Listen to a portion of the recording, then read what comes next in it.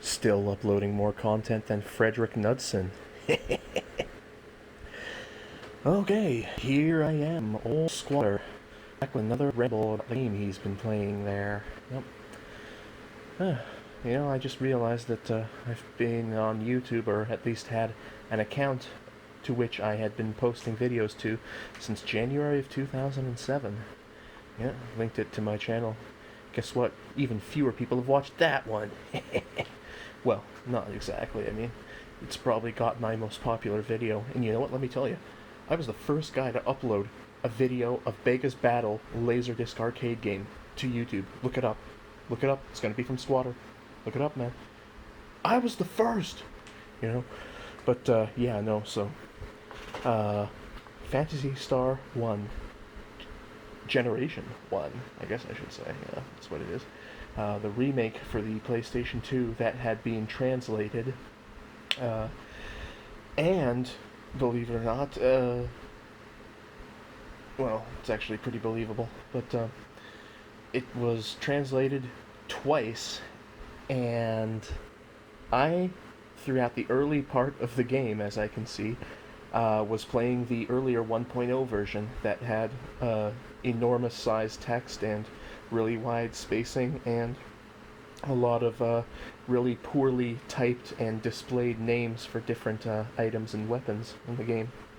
So I decided to, halfway through, or partway through, I'm not sure, playing this game, I decided to switch to the updated version, which had completely flown under my radar. I had no idea that it existed, and I think I only found it when I went back later on to the download section of Phantasy Star Cave. And let me tell you, I've got a lot to say about those guys. I mean, I think that their walkthrough for this game is pretty comprehensive. It certainly, absolutely helped me out throughout the entire game, I would say. Wouldn't be able to beat it without it, especially the end with the what is it, the Flying Castle Cave, or whatever they want to call it. And that's another thing that I want to say. I guess I'll just focus on the Phantasy Star Cave walkthrough here.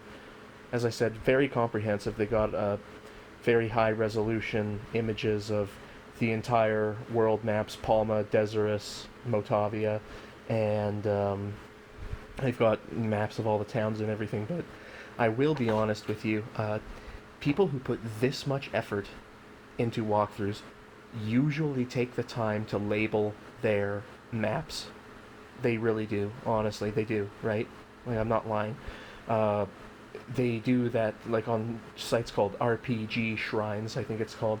Any game that's got a comprehensive walkthrough there has maps with all their locations labeled, town maps with all of their shops and important locations labeled and everything like that, like if there's a special character you need to talk to and things like that.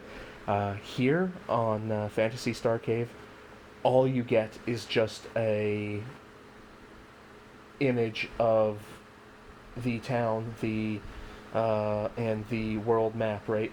And that was positively confounding to me. Now, I'll be honest with you, I am retarded, right? I have moderate mental disabilities. I am autistic, so this game was quite the slog, and compared to how long it took me to beat it, I took off several weeks, in fact, maybe even a month and a half between May 20-something to July 30th when I uploaded the next video after that one. So, and to be honest, like, I was averse, I'm not sure if there's a proper word to use, but I didn't want to play it because I knew that I would get confounded by the fact that the comparatively comprehensive walkthrough just could not get the names right. Like, Odin was not Odin in the game. It was Odin in the walkthrough, but it was Tyrone in the game. So that, like, again, like, why, honestly? Like, you could probably just go into the script of the webpage and do a word find and replace every single instance of Odin with Tyrone. I keep trying to say Thor or something, probably because it's a Norse god, but no. So that was just one of the things, right? Like that wasn't super terrible or something, but sometimes like it was always in the back of my mind. I had to keep reminding myself that the character's name was different, like Alyssa and Meow and Lutz or Lutz or whatever his name was. They were all the same, but and the thing is that, like, as I said, like you've got to label your maps, guys. Like, I mean, I don't want this ramble to just turn into a huge fucking rant on Phantasy Star Cave, because they did some really good work, but I mean, like the translations are available as ISOs on their site. So I can only assume that these are the same people who translated the game, right? Or at least they're at least affiliated with them. And by that fact, why can't you get the names right? The names of the characters, the names of the dungeons, the names of the spells and everything, right? Like, it was a constant. Oh, it was as if I was translating the game as I was playing it. It's like, and I mean, it was infinitely more difficult with the earlier version 1.0 version of the game, right? Because I mean, the text was so large and fat that it couldn't display the entire name of anything on the screen at one time, and I guess I didn't figure out that you could press the triangle button in order to have a bit of an explanation of weapons, armor, spells, items, and everything like that, right? Because again, it's like, this is translated from Japanese, so you don't have a legible manual or anything like that. But like things like Cure Gem and Heal Gem, like, they were changed from the original version 1.0 to the Curella and to the Tondre or to the something like that, right? But the walkthrough would never refer to it like that. Like, it never would, right? Like, every, spells, like, it would say, cast Giga Flare, and I'm just like, what's Giga Flare? There's no fucking spell called that. Like, it's like G Flare or something like that, right? Like, it was a constant struggle for me, because again, I'm not a smart man. I'm a very, very stupid person, right? So you'll see throughout this walkthrough, the handful of people, or maybe it's just bots, or maybe it's just me fooling myself. It's just me watching the videos over and over and over again, and then having the few views that I do myself stack up, and then fooling me into thinking that somebody actually cares. But whatever. 373 videos I've been uploading, at least on this channel, since like 2014 or something. Hey, fuck, whatever, long suffering me. What can I say? But no, it was a constant struggle for me. Like, the items were different, like game specific or like story specific items were always, they always had different names and everything, and that can really mess you up, right? Because you can easily miss things, like when you have to talk to these people multiple times and everything, because you'd think, okay, well, that was a decent end to that conversation. Oh shit, no, I had to talk to the guy 4 more times because he just had to mention this other thing like 4 more fucking times, and you had to do that in order to trip the context sensitive data or whatever, the hex value, in order to let you progress through the game and everything, right?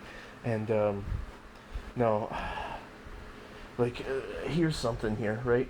Like this was the thing. Like one of my last videos, I think the second last video that I made before I got to the air castle, I was desperately trying to get to the Laconian Shield dungeon, which again is not called the Laconian Shield dungeon. It is called the Laconian Shield dungeon in the walkthrough, but in the game, it's called Dazorus Cave. Like, that was so confounding. What the hell is that? Like, can't you get the names right? You translated the game. Fix your walkthrough, please. Honestly, I'm not trying to be a jackass here, right? But I mean, it's like, I was wandering around for 36 minutes in that video, and you know what? I uploaded that 36 minutes because, I spent my time and effort doing that. As far as I'm concerned, that's content. That's content. Okay? So, but I mean, it's like, and again, since the maps and everything from Phantasy Star Cave, they're not labeled and everything, right? So, like, every cave looks exactly the same, and it's confusing as hell because obviously um, it's a it's a quirky way of trying to depict the world as being round and everything, which is obvious, right? But yeah, of course, the planets are round, Earth is round, and everything. I feel like I have to say this nowadays because you say anything like that, somebody's going to think you're an idiot flat earther. No, I'm down with Dave Farina and Daniel Rourke, Simon Dan. Those guys are cool dudes. Absolutely, you know, 14.5 billion year old universe, 4.5 billion year old planet, stars, space, and everything.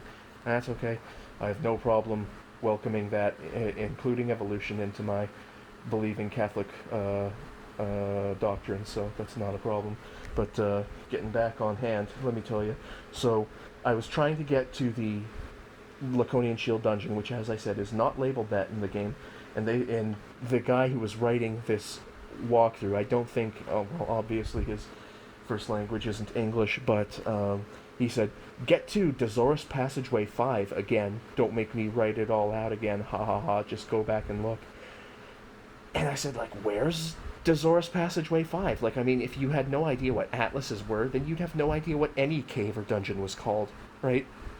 So he'd say, go back to Dazorus Passageway 5, which, to be honest, I have no idea what that is, right? Like, is it the last cave that you get right before you enter Akuba or Akba or whatever it is? Like, I could never figure that shit out, right? And he said, okay, you're going to have to go a little bit southwest and a little bit northwest. And I'm just like, well, what is Dazorus Passageway 5? I could never figure that out because there's the Dazorus Passageway 1, 2, 3, 4, and 5, but they're not called that in the game. Dazorus Passageway 4, which I only figured out because my Atlas map matched the map on the walkthrough map. Dazorus Passageway 4 is Raquel. Weird. Like, how does that match? Dazorus Passageway 3 is Troa, and Dazorus Passageway 2 is Tino. What the hell? Like, that makes no fucking sense. Like, just, like, why? It's so confounding. It is confounding that you would change the names in the game that you translated, and then not update them in the walkthrough. I swear to God, like, the vast majority of the time of me not wanting to play it for so many weeks, and sometimes a month and a half at a time, is simply because I knew I would just get fucking confused as hell when I'm trying to follow the walkthrough, because, like, if I don't know what the place is called and the places aren't labeled, then it could essentially take me an entire lifetime to figure this shit out, right? Well, and let me tell you, this game really quickly became a time sink for me, honestly. Like, earlier on in the game, like, I used art money to modify my experience and everything, and so I only really need to fight like 10 battles for each character or something to get them all the way up to level 99, which, believe me, is like 40 levels higher or so than what the walkthrough states you should be at. But the game, even with the extra 40 levels and an attempted hex editing cheat at infinite health and infinite mana, it's not easy, man. Like, everybody thinks that, like me, like I definitely cheat on my games. That's really the only way that can be enjoyable to me. That's the only way that I can deal with them, because I have horrible eye-hand coordination. I got stupid fingers, man. I cannot do platformers and everything. Like, like, it's sometimes with platformers, the fact that you can easily like just fall off of a precipice or get hit by a random enemy. Sometimes, like, it's less invincibility that I need and more so just a save state, right? Because then it's like I have somewhat of a chance to beat that, right? Because, I mean, it's like if I've got like an invincibility code on like Donkey Kong Country and stuff like that, yeah, I won't die if enemies hit me or certain enemies hit me, but let me tell you, I have never been able to get past Barrel Canyon. Like, that's my bane. That's the bane of my life, let me tell you. So, like, even with these cheats that I just put into this game, Phantasy Star 1 Generation 1, like, the game at certain periods was still actually pretty hard, and I realized that the second last dragon boss, I was just like, huh, this guy's actually killing my characters, even though I have like my frozen values and art money for the HP and the MP. He's still killing my characters, right? Because while the HP and MP would restore after each battle, so I didn't need to worry about healing or going back and healing up at the hospital, like. Uh, if I died during the battle, then I died during the battle, and it doesn't matter how many cheat codes I have. Like, I'm at level 99 and I have the best stuff and everything, right? And strategies and everything, I can't figure that shit out, right? Like, even using the crystals that the walkthrough tells you to use, like the Tondre crystals and the Curella crystals, which they are not called in the walkthrough compared to the game. Everything has a different name, which is why it's so damn confusing. Um, like, and the fact that King Lashiek, or whatever his name is, he was not. And what was the game that I said? A previous game that I played through and rambled about.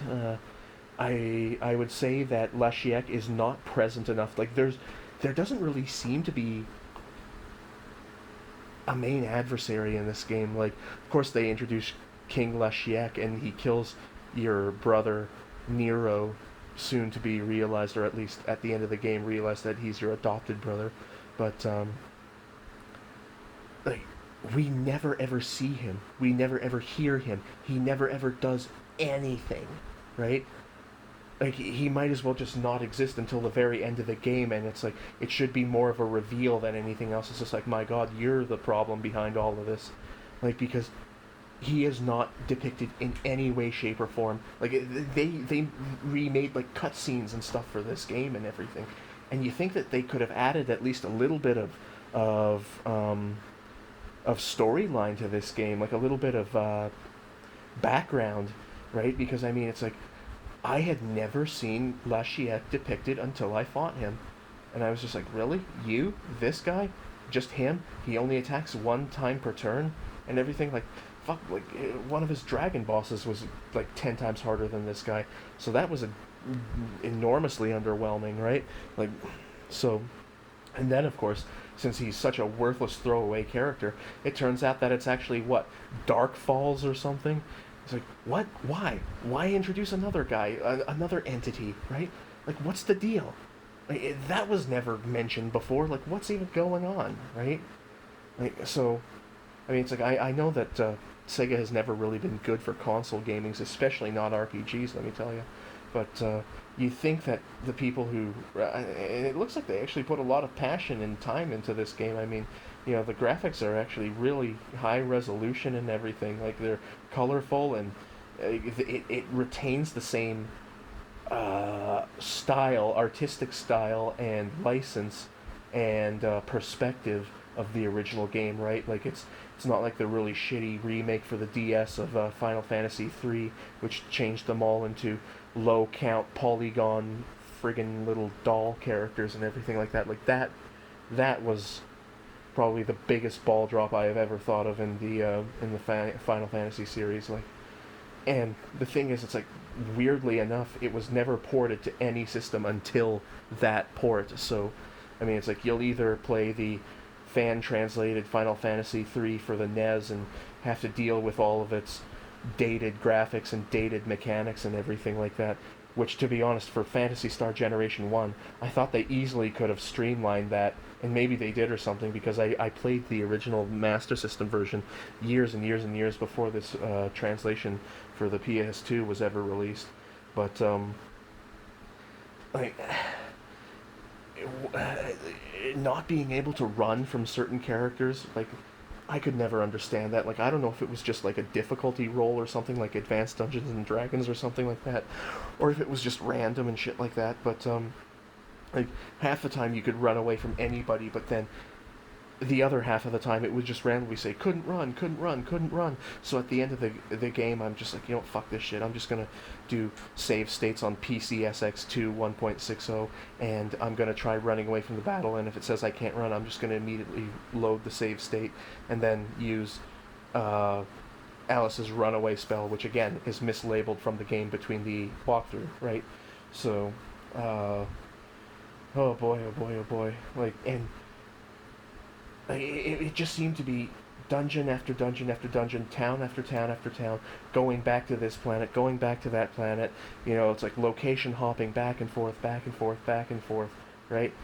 And then I think it's like, I know, as I just said, it's a very, very old, simplistic game, but, I mean, I guess I would say it's like, while I do respect them for staying true to the original, like, perspective and style of the game, I think that they really could have updated the game with a lot better mechanics, right? Like, I mean, I know that they would want to make a game that would take people a while to beat and everything. Don't just make it super easy, because, you know, this was at the time when they didn't want you to beat the game just after 2 days so you could return it after the rental period from Blockbuster or something. I'm not sure if there's something like that in Japan, you know. I would assume that there would be, but I'm not familiar with the name of any stores or chains or anything. But, like, I would say that, like, especially going through the caves and dungeons and everything, like, you should have had an encounter rate modifier, right? Like going from 1x to 2x, 4x to 8x, and then going from 75% x of 1, 0.75 to 0.5 to 0.25 to 0, right?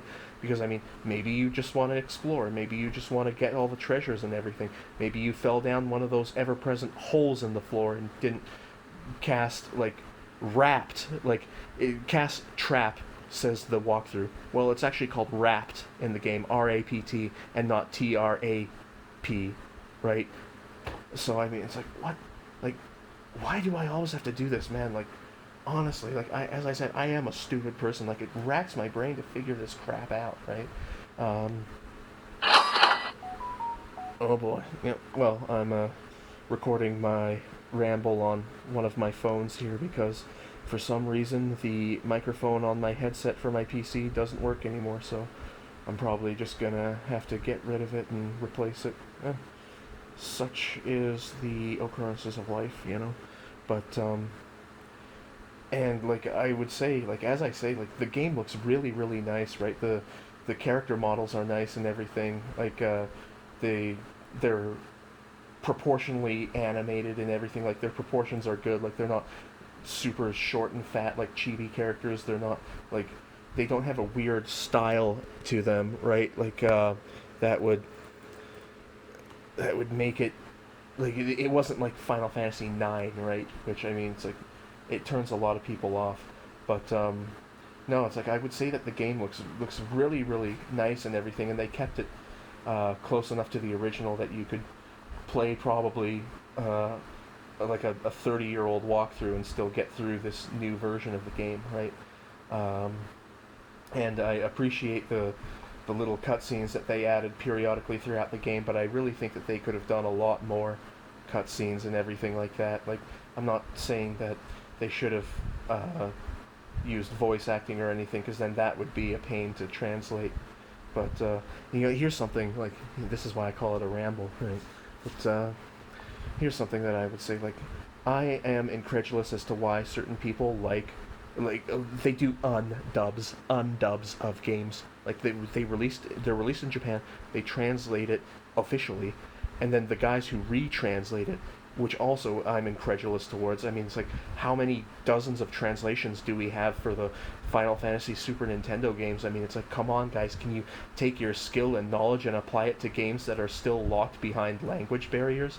Like Song Okushi for 32X, like, yeah, I know that it's available on the Super Nintendo and Sega Saturn, but it's like, that should make it easier, because you could probably cross-reference what's said and what happens in those two games, which have official translations, to make the translation easier, right? But it's like, again, these people spend so much time, like, even, like, Phantasy Star for Sega Master System, it has, like, 15 different translations, and I'm just like, how much more do you have to add to this? Like, how much more do you want to say? Like, what have you got to say, right? Like, what was said in your translation that wasn't said in the other 5 translations that were made by different people, right? Like, I just can't believe it, right? Like, here's another, like, a 20th translation of Chrono Trigger. Like, gee, thanks. I'll add it to the other 50 that I have, right? This, I don't know, man. But yeah, no, it's like as I said, they should have made an encounter rate modifier. There are a lot of things that they could have done to modernize the game, like giving an ability to save on the fly simply using the menu system, right? Uh, this idea of having to like get to a town or to an inn or to a save point and everything like that, like that is a trope and a mechanic of role-playing gaming that should have died very, very early on. Because I mean, it's like there are games that have, like Beyond Oasis, as I said, on the Genesis. I just played through it. It was the last game that I played through before this one. You could easily have just opened up a menu and saved your game. You could save it right exactly where you are, right? It's like, say you're halfway through a dungeon. Yeah, you have to go to bed or you have to go to work or whatever. You can save your game and then get right back into it, right?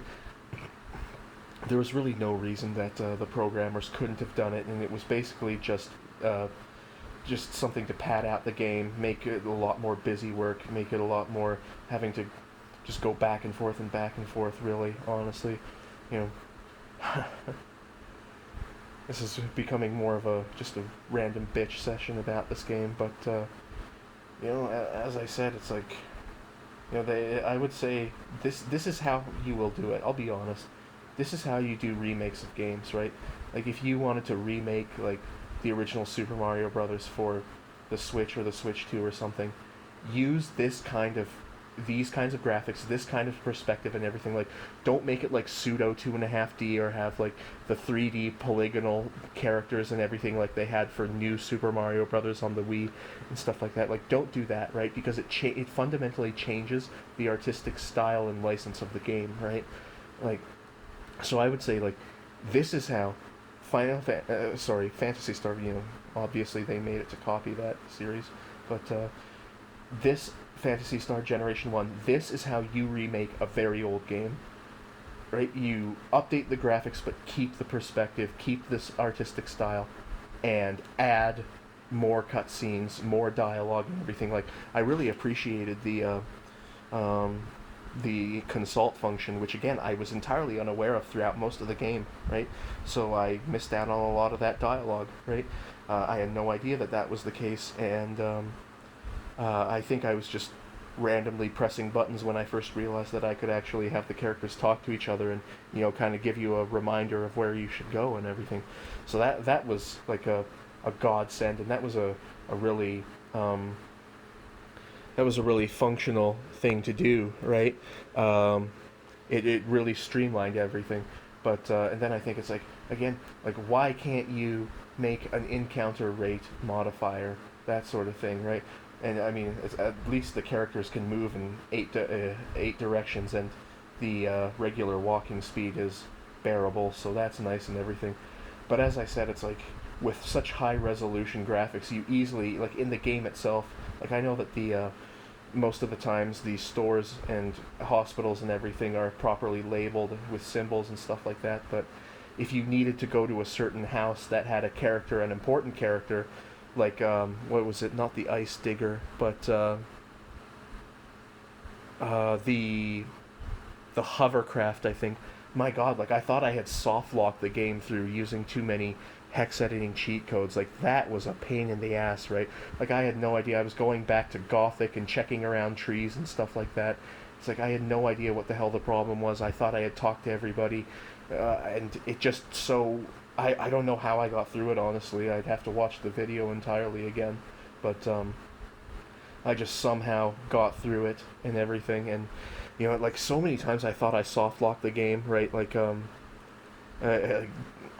trying to find the Deserus cave, which is supposedly called the Laconian Shield Cave in the walkthrough, or trying to get the hovercraft or things like that, or not talking to this guy as many times as I should have, right? And I mean, it's like, you know, that should have been streamlined in the remake, right? In this remake, that you should have gotten rid of those problems, right? Like, you shouldn't have to go through 800 lines of dialogue until the guy starts repeating what he's saying in order to progress the game, right? Because that's just silly, right?